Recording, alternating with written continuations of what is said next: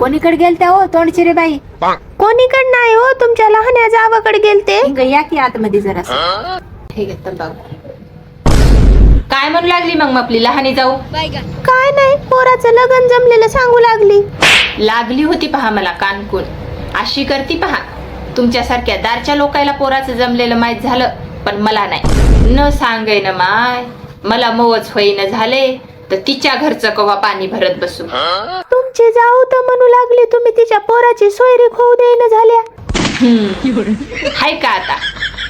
लोकाला चांगलं सांगितल्याचं तर कळतच नाही पहा. असं लावतात मग. मी कहाला हिच्या पोराची सोयरीक मोड बरं. मला काय करायचे हा? मग काय बंद राहिले?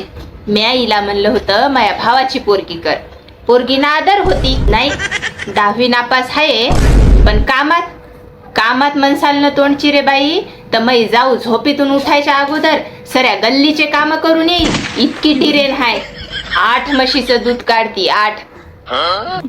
तिचं दूध काढणं, तिचं चारा पाणी, त्याचे शेण काढणं चट्ट तिच्या माग आहे. मला म्हणली माया पोराला 15 लाखाचं पॅकेज आहे आणि त्याला शिकलेलीच बायको करायची. अहो माया भावाच्या पोरीला जरी 10 म्हशी जरी घेऊन दिल्या असत्या ना तर या दोघा बापलेकायला काम करायची गरज नव्हती. 15 लाखाचं पॅकेज नाही, 20 लाखाचं बी पाळलं असतं माया भाचीनं. कोणाचं काय राहून जात असतंय हो. थांबा ना आता, हिला कळतंय सून आल्यावर. हिच्याच अंगी कामाचा कटाळा आहे. हिलाच 8 दिवसातून 3दा हॉटेलवर खायला जावं लागते. सून तर हिच्या पुढची येणार झाली.